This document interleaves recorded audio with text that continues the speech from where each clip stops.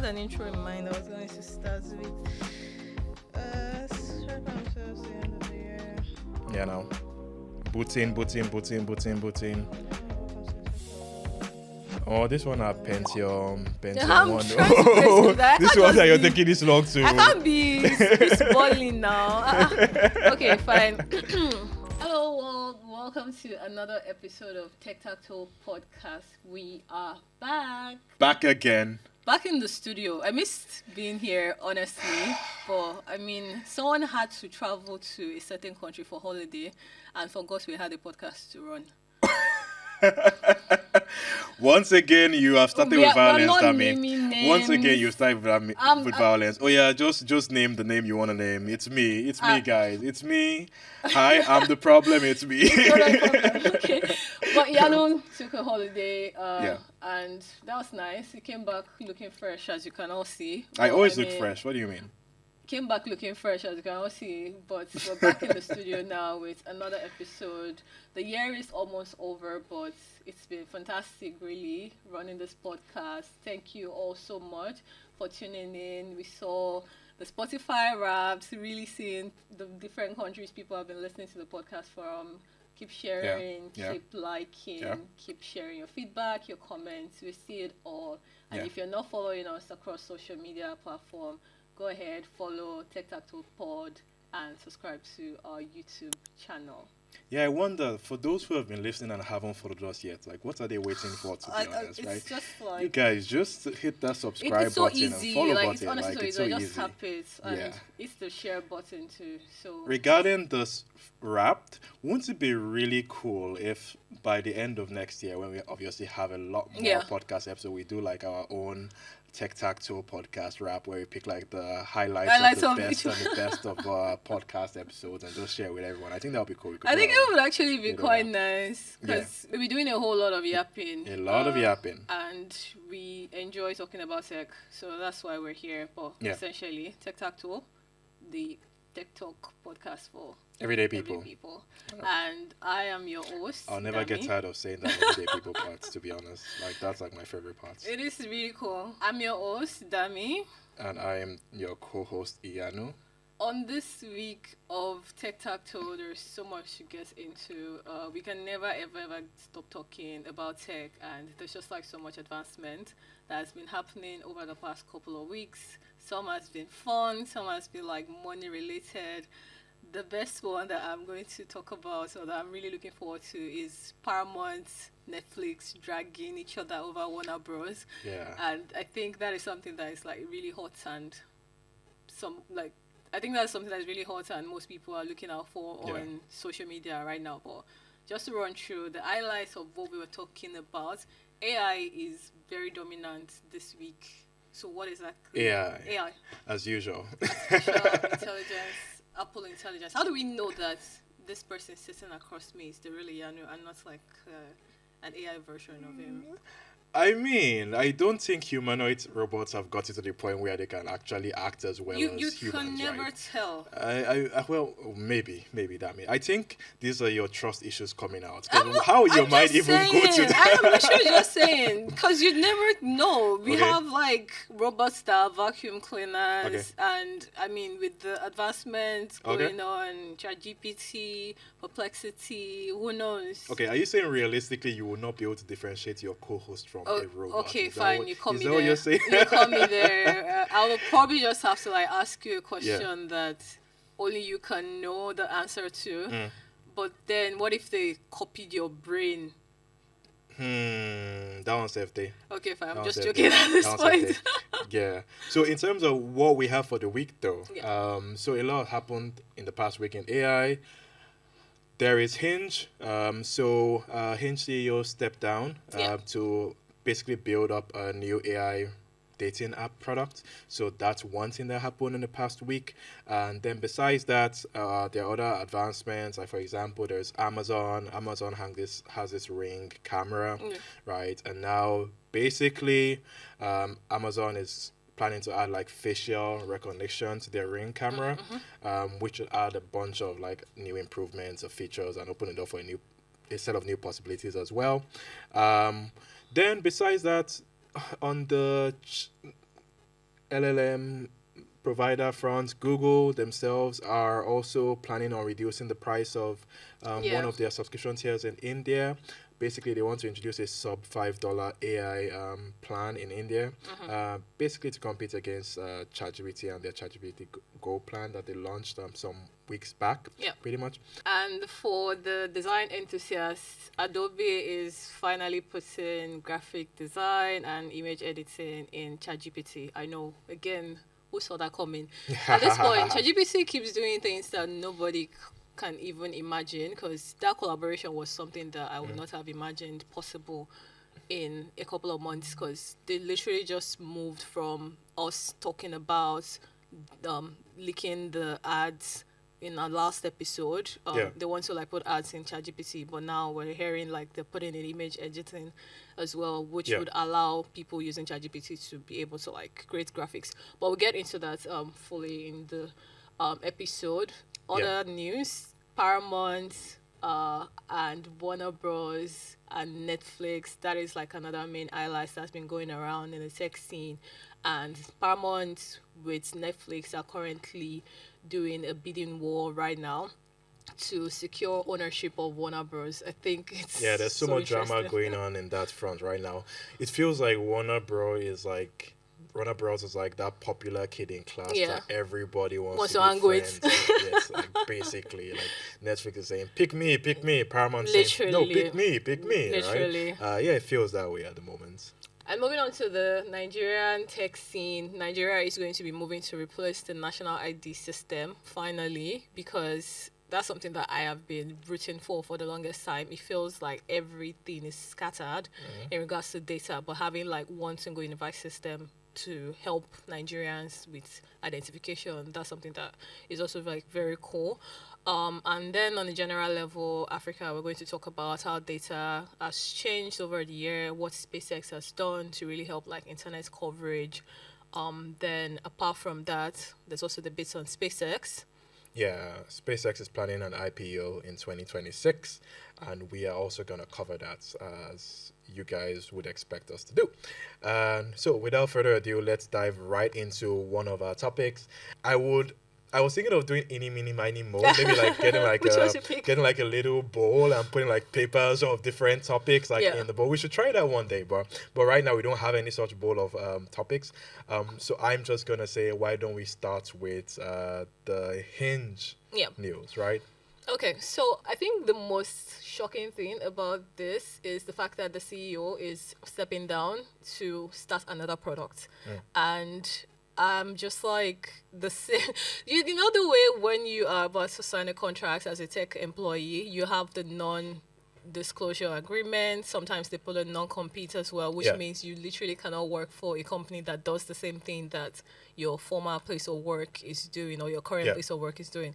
But the CEO is leaving Hinge to start another product that is still like a dating product, but just with the inclusion of AI. Yeah, I mean, definitely sounds like a potential, conflict of interest in a way, right? You mentioned like the non-compete situation, but then I think in when it comes to Hinge in this case, when you look at like the dating app scene generally, right? So you have Hinge, you have other apps like Tinder for example, but Bumble. Then ultimately there is an overarching company called Match Group that owns like a bunch of these different dating apps. So Match Group owns Tinder and I believe owns Hinge as well. And basically this CEO of Hinge is pretty much stepping down to start a new dating AI focused dating platform, app, whatever, right? But then apparently Match Group is also going to be a key investor in this new dating app, right? And so I think in a way it kind of like makes sense when you look at it from that angle. Like maybe Match Group is like, oh, it still benefits us or benefits them, so they are permitting this to happen. Right? That definitely like makes more sense, because if it's just like one single mother company, I would think it's fine to have different products, but maybe interesting would be how to see if there will be like an overlap, because recently Hinge also sort of like added a new feature which is like AI related that gives you prompts to help you start a conversation with the people that you match with. Interesting. Prompts to start conversation with people that you match with. Okay, interesting.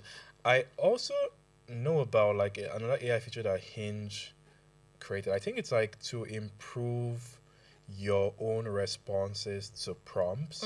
Like, let's say the way Hinge puts like a prompt, like let's say you can add something like, I don't know, as seen as on my mom's fridge or something like that. Right? Yeah. What?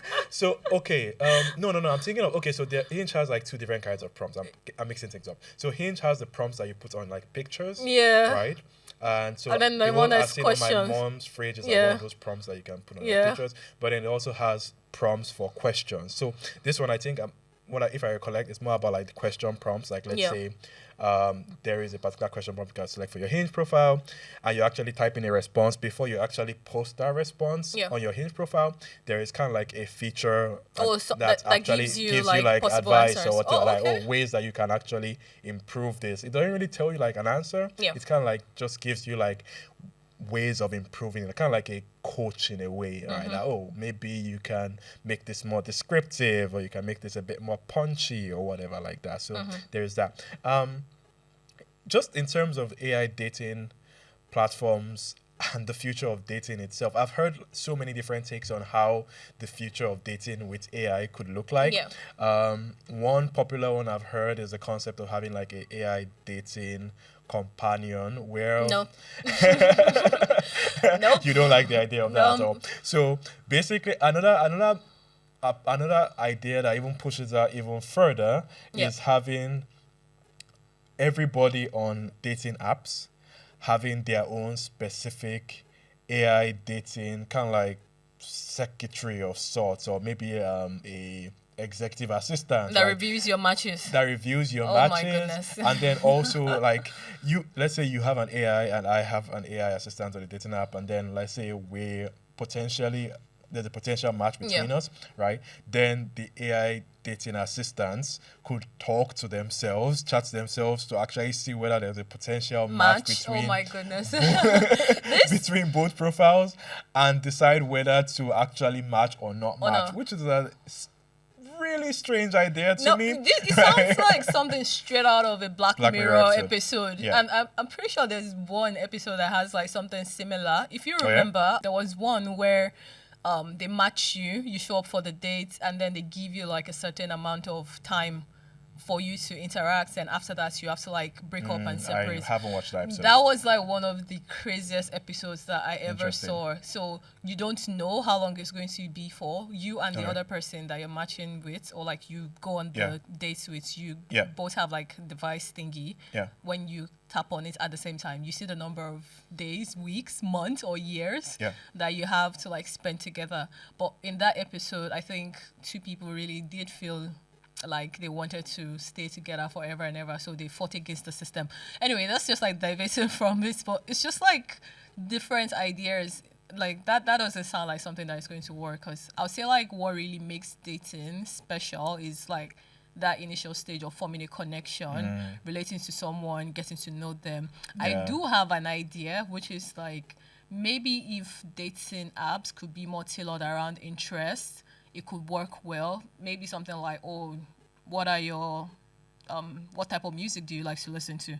Okay, I love to listen to this type of music. That could be something to potentially like match people over. Because in real life, something that I've heard is more or less like, if you want to find people that look like you or that are like your actual type, what are your interests? You go to the place where you sort of like participate in your interest. It's super easy for you to just like find someone that you're more likely to have a connection with.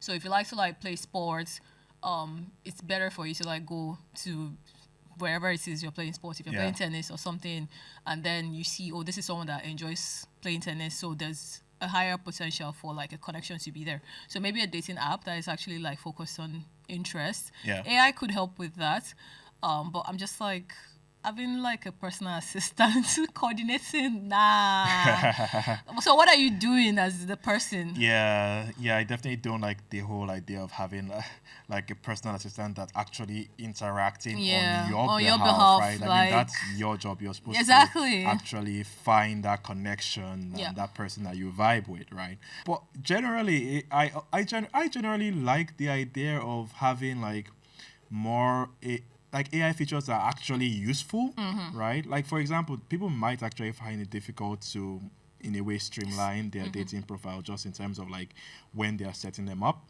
So maybe there could be some kind of feature where a user is asked to select, let's say, 20 pictures that mean the most to him personally or something, like 20 moments in his life that means the most personally to him, and then upload those pictures, and then some AI assistants could now identify, okay, like based on these pictures, this guy likes doing X, Y, and Z, right? Yeah. It seems like you're into, for example, horse riding. It seems like you're a very active person. You like going on adventures. You like going on hikes.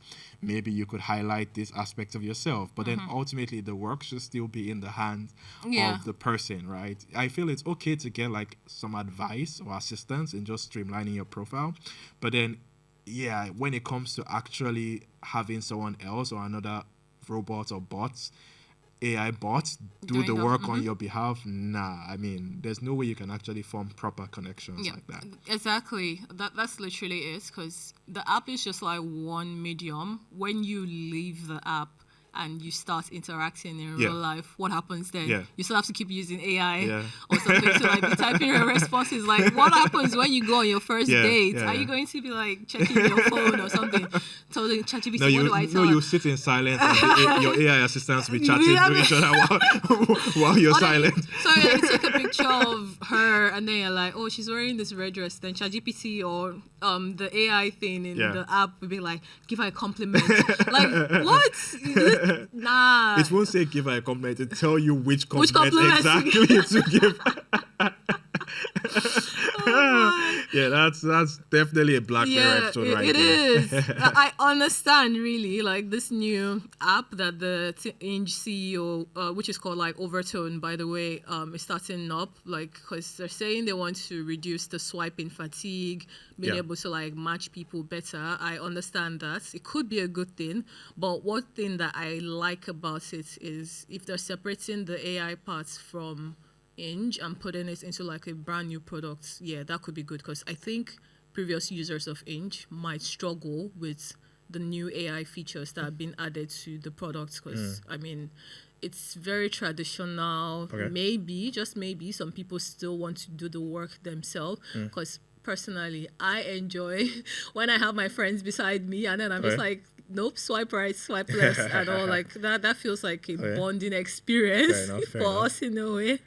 But having like AI do all of that manual work, that might not. Or it could be an opt-in feature, right? Or opt-out feature, like. Oh, so now you're talking about opt-in feature for AI. I mean, but maybe. When I said this before, you came for my neck, like. AI I do not recollect. You are the biggest fan of AI. We know that, but opt-in would be good too. At least opt-in or opt-out for those who actually like the classical way of like getting to know people, right? I can't believe I'm calling using old dating apps the way they were meant to be initially, the classical way of using dating. But here we are. We are. But then, just on the subject of AI, other things that have been happening. We mentioned Amazon and the Ring product that they offer. It seems like they've recently rolled out live facial recognition that's AI powered to their Ring cameras, and it's kind of like controversial, gets some controversial mixed reactions at the moment. So basically the whole idea is that the Ring camera, as let's say a person is approaching your door, right, the Ring camera can actually recognize who exactly that person is and actually, e.g., alerts the homeowner that, hey, Dammy is at your door. You just let them even before Dammy knocks, right? You get an early notification. And there are two sides to this coin, right? On one hand, it seems like it's going to be a really useful feature. A game changer. Really. It could be a game changer potentially. But on the other hand, there's also the aspect of privacy as well, right? That people may not just want to have their faces just fed into some kind of live system, facial recognition algorithm. There's also the aspect of, let's say, security and government oversight. True. Right. I have read in the past that government agencies that are doing like investigations into like crimes, they could just like personal data. It's not really even about hacking. It's also about like request it directly from Amazon, Yeah. right? Directly from Amazon, not even requested from the homeowner, right? Requested directly from Amazon, and Amazon would provide that information directly to them without even the homeowner knowing that. Yeah, like I mean, like so now couple that with live facial recognition, whereby let's say governments could just literally request live data from a fleet of different ring cameras in the entire neighborhood and just get like information about where every person in that neighborhood has let's say been in a certain period of time, again because of live facial recognition. Yeah, it's clear why some people are a bit anxious about this. Yeah. Yeah. I mean, first, they're still testing it in the US right now. It has not been rolled out to other parts of the world. So good. Yeah. Let's see how it plays out in the US, because I think they might struggle when it gets to Europe, because obviously, like you said, the data privacy part, they probably will need to like put in better regulation on how they are going to be using people's data, how long they can store it for, and if people have the option to request for the data that they have. Although they said that you can set this up in the Ring app as a setting, whether you want to like turn it on or turn it off, it's still like a very steep slope. I think it has some advantages, not gonna lie, but what really are the major advantage here? So it's like you're coming to visit me and you're at the door, but I have your face saved in my system, right? And it's like, oh, Yan is at the door, fine, I can let you in, but what if I'm home? What's the point in that case? Because I still have to like come to the door to let you in. So is it like when somebody's not around, or how does it work? Okay, maybe I have like a babysitter coming around. Okay, fine, I understand that, but it's just like, what exactly is the advantage here, and why are they pushing this new feature? Well, in terms of advantages, at least at the very least, I think it might help some kids outsmart their parents in some way. Like I'd imagine if mom and dad have told you no Don't watching do TV this. on weekdays, right? And mom and dad are out of the house, and then the kid has turned on the TV, watching TV, and then even before the dad can knock or just walk into the house, Amazon has notified the child that, hey, dad is at the door. Like everybody immediately turn off the TV and stuff like that. I can see how that could be a bit useful for some kids. This is not a good right? use case. I mean, it's helping lives, like literally, like it's helping people. It's helping the kids be very sneaky, which that's fine too. That's really fine. Oh, it could be useful for the parents as well. I'm not going to talk more about this, but if you know what I mean, you know what I mean. If mom is doing something she's not supposed to be doing, or dad is doing something they're not supposed to be doing, and either of them's coming home, they can tell like, oh, your husband is at the door or the wife is at the door. This is not with any sinister intention in mind, but that could also be like potential use case. It's a good use but case. then in that case, there wouldn't be enough time for mom or dad to actually get their stuff together before the other partner walks in, right? Okay, so what's the advantage then? This brings us back to the question of what is the advantage of having the facial recognition on the Amazon Ring? Well, yeah, fair enough. Right. I'd say maybe like the inverse could be a use case, right? Yeah. Like a tool to help partners catch when their significant other is about to cheat. Like for example, like that could be a potential use case, right? Like yeah, maybe right. You're out of the house. Wow. Your partner is at home, but then the sneaky link is like approaches your door, and then you get a notification on your phone that person X is at your door. How do you know the sneaky link? How do you know? I mean, I don't know. These are the questions. I mean, we're trying to figure out a use case here. Right now we're doing a design sprints. Right now we're trying to brainstorm what potential use case could be useful, right? So I think we've tried our best. We haven't really landed on any at all. Yeah, it's an interesting advancement. I'd say maybe it could be more useful in, let's say, a neighborhood setting where let's say like you have a pet, right? and the pet typically, everybody knows your pets, like a dog Yeah, and the everything like pet that. gets lost. And then the pet gets lost in the neighborhood, and let's say everyone's camera in the neighborhood is like put together, Yeah. and the cameras can obviously recognize like the pets moving around and everything like that, and based on that data, you can actually track where in neighborhood that your pet has gone, your dog has gone, and then find your dog. That could be potentially useful. I mean, Ring does that right now. Ring literally Fair does enough. that right now. So this is just an interesting thing. Let us know what you think, by the way. You can add up to like 50 faces. One, I don't know why they're giving that many options, because how large can your family and friends be? But you can add up to like 50 faces. It identifies that, and what advantage do you think that could potentially offer? I'm quite keen to hear, because these are like interesting use cases. Iyanu has made a strong case. I've mentioned my own case of, say you have like a babysitter or a dog sitter coming around and you want to let them into the house when you're not around, but still I need to know what advantage is at hand with Amazon putting that AI feature in Ring. And just for the record, we do not support cheating on this podcast. We don't.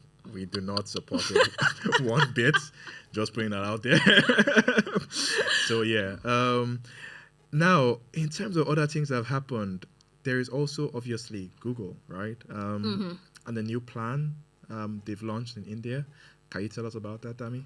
So I think the interesting bits about it is how India offers so much potential right now, especially in the AI market. ChatGPT took like the very first step, and they went straight in to launch ChatGPT Go, which is like super cheap. And in one of our episodes, we talked about how they are practically making this free for their users over there. But now that Google is going into India as well, and they're trying to replicate what ChatGPT is doing, what is original these days? We really need to sit down and think, is there a limit to the companies copying themselves? Because it feels like Google is copying what ChatGPT is doing. But I understand how and why it's a good market, really, and there's so much advancements that can happen within the AI space. But really, would you say like ChatGPT would push back, or where is the line for the legal thing? You know, the way Perplexity came right back to ChatGPT telling them like, oh, you're doing this thing, we don't really want it. Where exactly is the line to draw with this advancement? Because ChatGPT was there first. Now Google is going all the way to India. Why? I mean, but it's a free market. I right? know, it's not really. I mean, it's a free market, right? And I can't blame Google for actually going to the market and trying to release a plan that also competes with ChatGPT Go, because India is just such a massive market, right? And when over 1 billion people living in India, I believe, or is it? It's up to 1 billion. Like 700. 700 million. and something million. Come to think of it, how many people live in India? Let's just Google that real quick. Ask ChatGPT, you mean? Oh my. But India's population is 1.4 billion. Oh, okay, you are right. Yeah, I was I could have apparently right. sworn it was like 700 and something million. Yeah, so the India, population has been on the rise. Yeah, so India's population is massive. It so is. I don't blame Google for not just rolling over and allowing ChatGPT and OpenAI to just dominate the market and get as many people as possible. I mean, that's still a market that is up for grabs, right? And I'm all for competition, and Google have a go at it, try and win the market. Yeah, right? and I mean, they're not the first company to try and steal users with freebies. Even Perplexity has been in India to try and like do this. They've offered like a free pro plan for a year.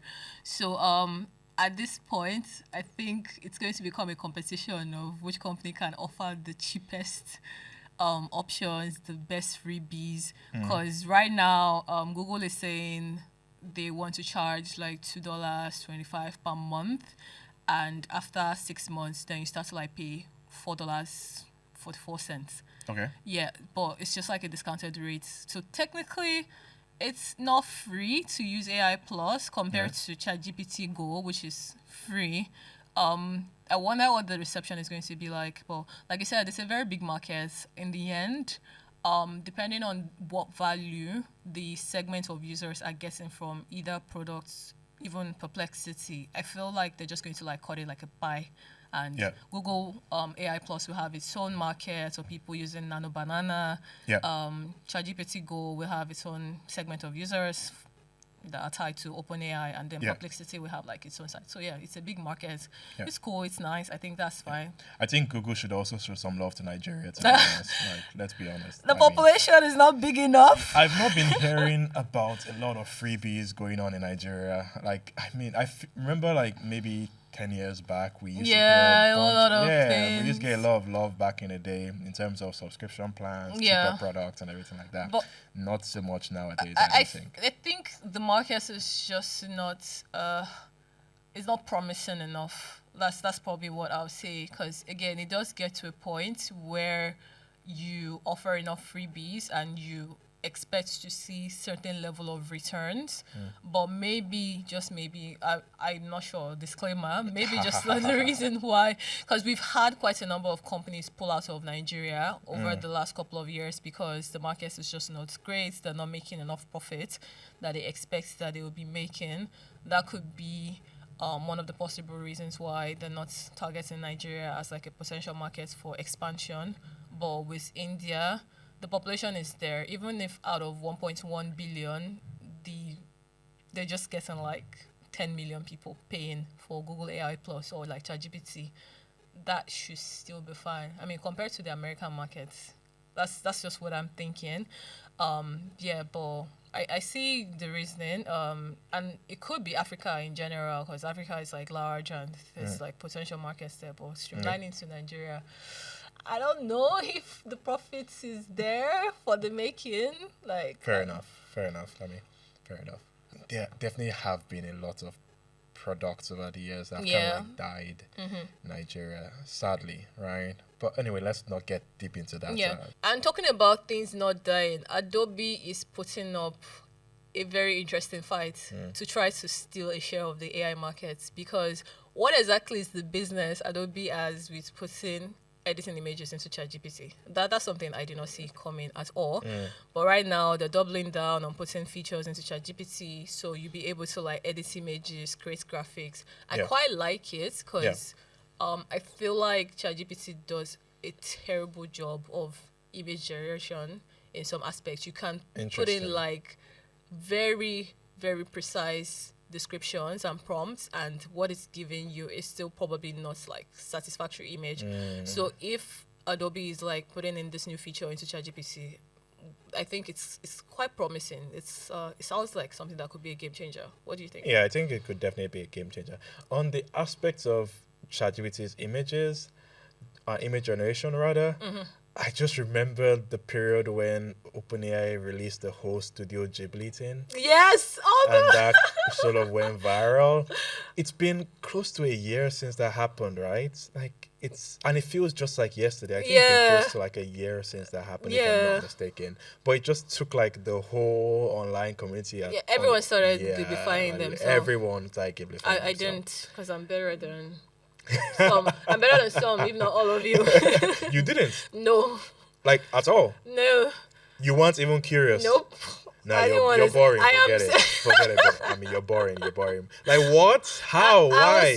Okay, you know what? What's the problem? Were you hiding under a rock? I was not hiding under a rock. I was just scared. I didn't want to see what the final image would look like. But I felt like it was going to turn my picture into something that just didn't make any sense. So it was the case of better not to know than for me to see something I don't like for me. That was why I didn't try it out at all. Okay. I mean, I saw some people's recreation that looked interesting, and I saw some that were just nah. In that case, I know what I'm getting you for Christmas. Don't say a sweater with Ghibli version of my face on it. I can neither confirm nor deny that's what I had in mind.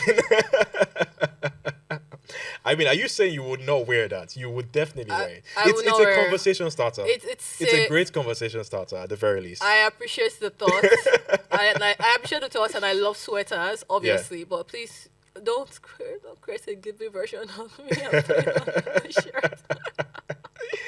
Yeah, but anyway, I do think like this is an interesting thing from Adobe, right? Possibility of editing pictures. Also, I think they're also going to do like the same for Adobe Acrobat, so users will be able to edit PDFs as well. So yeah, pretty cool. I think they're trying to stay relevant and they're trying to innovate in the day of AI. I think, kudos to them. Yeah, big kudos to them.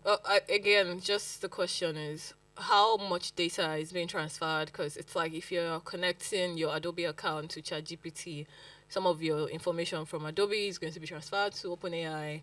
Then it seems like it's great. The companies are collaborating and doing so much together, but yeah, we probably need to like start reviewing the data policies and how much information is actually flowing between the companies. That's just what my pushback is. Aside from that, as a designer, love it.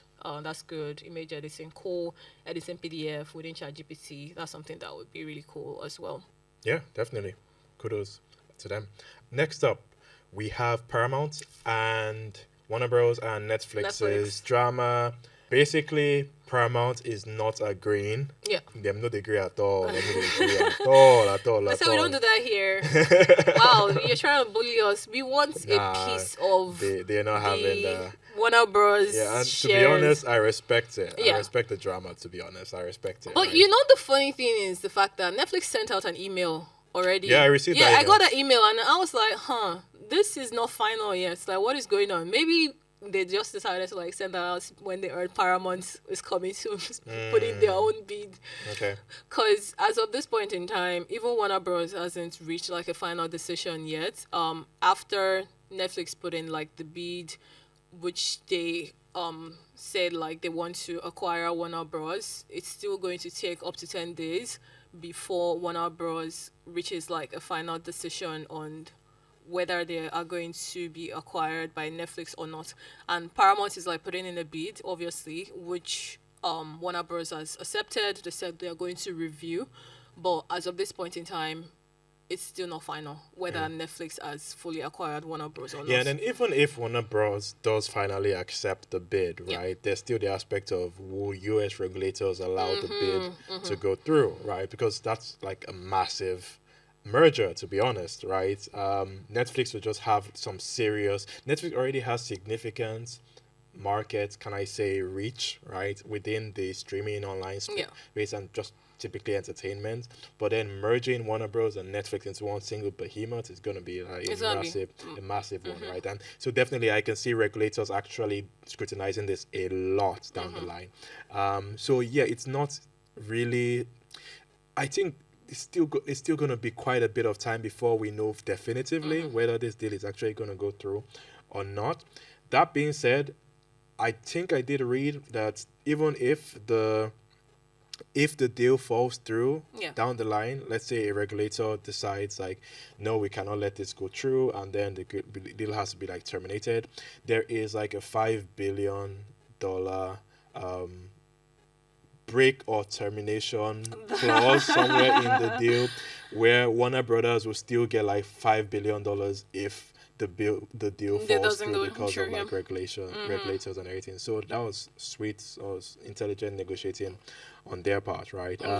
I don't know whether personally, would you like Paramount to win this deal, or you like Netflix to win this deal? I feel like I want Paramount to win the deal because Netflix has like a strong monopoly already over the streaming services. Even President Trump himself has said like he wants to favor Paramount because it's just like too much based on the size of the competition. I mean, we have Hulu, we have Disney Plus. There's a reason why Hulu, Disney Plus, Apple TV are not pushing for a bid for Warner Bros. It's because, again, it's just going to be too much to manage.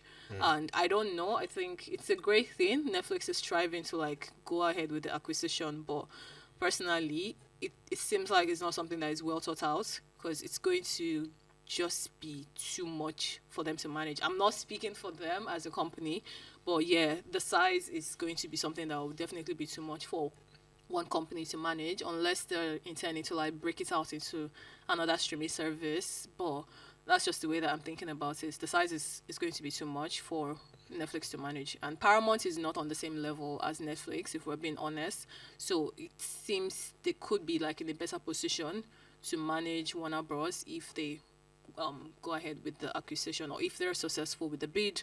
And I think it would be easy for the regulators to sign off on Paramount because it's It's not just, the competition is less. That's what Fair I'm enough. thinking. I'm being a bit selfish here, but I personally You like want Netflix? to get the deal Why? approved. Just because I want to watch Game of Thrones on my Netflix. I don't want to have multiple subscriptions to watch different TV shows, right? And it'd be really cool if like the entire HBO catalog was in Netflix, Yeah. and then my money is going like a much longer way in terms of like the amount I'm paying for my subscription on the bank and getting my buck. Even though I'm not assuming that Netflix wouldn't actually increase the subscription Of price, course they will because probably increase it. they would increase. They will. That price will go up. I think that price is going to go up. It is. But even if the price goes up, would it reach the level of having the amount to be required to pay for 2 different subscriptions? I do not think to become that expensive, right? But yeah, this is just me being selfish here. Yeah, I totally understand that. I mean, one of the wishes that us TV viewers have is having one single platform that we pay one single subscription to that has all of our favorite streaming platform on it. But DSTV. the Nigerian EU jumps out real quick. No, that's cable TV. You can't stream it online unless, I mean, you want to pay for Sky. Doesn't DSTV have like an online streaming service thingy? So it's not as what's the word? I wouldn't say it offers the same value as having the actual cable decoder set up in your apartment, because with that you have like different plans that you can actually subscribe for and watch in the comfort of your house. Yeah, but the way I'd assume this would work is like, let's say you had DSTV set up at home, Okay. right? And you already paid for a plan. You should just be able to go online and use that same plan to watch the channels that you already have access to. Yeah, I mean, DSTV gives you individual channels. But what I'm saying here is, so pay for DSTV or whatever name it is then. Pay for DSTV, one single subscription, and you can watch Netflix, you can watch Hulu, you can watch Apple TV, you can watch Disney Plus. That is what I personally want. Yeah, so it seems like it's just a wish, a dream. Maybe, just maybe it might come true, but that's just going to be like a whole lot for one single company to like handle. So what we're saying now is like Netflix want to pay $83 billion to buy Warner Bros. And Paramount are trying to like upscale that because they are offering $108 billion to buy Warner Bros. So it's more money, but I mean, it's still up to Warner Bros. To decide within this 10 days that they've specified to share whether the winner is actually Netflix or Paramount. So yeah, fingers crossed we'll share more information on that. Fingers crossed. But moving on to Instagram. Yeah.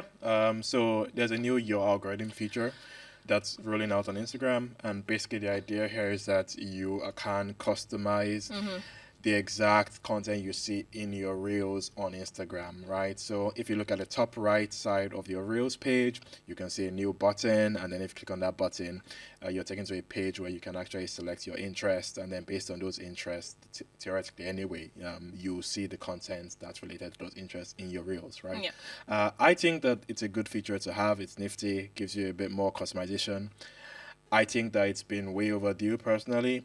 But then besides that, why aren't we also seeing this feature added for the home timeline, the home feed? Like, honestly, why don't we see this added for the home feed? And can we just finally get the option to set our default home feed to our friends? Our friends? Like, please, can we just get that done and dusted once and for all? Because I have been waiting for that for ages. That's like what I want. Literally. Yeah, like, it is. I'm like, okay, fine. Like, yes, your algorithm, woohoo, but can we just fix the home feed?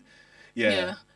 So the reason why I was like shaking my head looking, I disapprove of the Instagram experience. I haven't liked it. I don't think I've enjoyed Instagram in a while because, like Iyanu said, I keep missing out on some of the posts that my friends are putting up. And these are the things that I want to see. I don't want to see things from like 10 timelines away. It's not my business because they tell me like, oh, we're sharing this based on your interests or based on the topics that you've sort of like interacted with. But because I liked one single gym video, Yeah. does not mean that I want you to start recommending gym videos of people that I don't know, like all Yeah. over my timeline and within my Reels tab. Yeah. So yeah, definitely agree.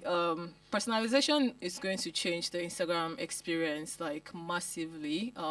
Giving people the option to actually select the things that they want to see. If they bring it to home, that will be superb. Like Yeah. that would be superb, because what I pretty much do on Instagram now is like I post and I run away. I barely stay on the app to actually interact much because it feels very overwhelming. Like there's just so much to see. There's so much going on. Yeah. I miss the OG Instagram. I to be do. honest. Like good the old OG days. Instagram, people just come to post pictures. Yeah. When the logo was sort of like a Polaroid camera. Yeah. The good old days. Yeah, I miss those a lot. But now it just feels like Instagram is competing with TikTok. Which do you prefer, Instagram or TikTok? TikTok, if I'm being honest. Yeah. I think the scrolling experience on TikTok is much better. TikTok is optimized for video content and they do it like really well. I guess with the OG Instagram too, the messaging feature was like better to use, if I'm being honest, because you're able to like chat easily within the app. But I don't see TikTok as a messaging app, if that makes sense. I think Instagram is useful for that, but with TikTok you can just like doom scroll for hours looking at fun, interesting content, or Yeah. maybe just like silly content. Really, the scrolling experience is just like easier. That's why I like TikTok, but when it comes to the messaging part, I think Instagram does like a better job of I that. think the search experience on TikTok is also a lot better, to be honest. Like, it's very specific. Like, you can actually type, let's say, a question like, why is the sky blue, right? And then you you see tons of videos people have done. explaining exactly what you're looking for, right? I don't think Instagram has the same like fine-tuned search functionality. So yeah, that's also a part of TikTok I prefer. Yeah. And the last bit, we're going to be talking about going to SpaceX. Yes, SpaceX planning an IPO for next year. They want to IPO for about 30 billion dollars market valuation, pretty much, or rather, they want to raise about $30 billion, but then they are targeting a $1.5 trillion market cap after the raise, right? And yeah, I think this is something exciting that everybody that's interested in the markets can look forward to in 2026. It's rumored that this will happen either from like mid to late 2026. Yeah. Interesting. Yeah, definitely going to be massive for SpaceX. More money for Elon, our favorite tech brother, our favorite tech uncle. But yeah, this is going to be very major. Look out for that in 2026. And moving on to the Nigerian bit of news, there is going to be an updated national ID system within the country.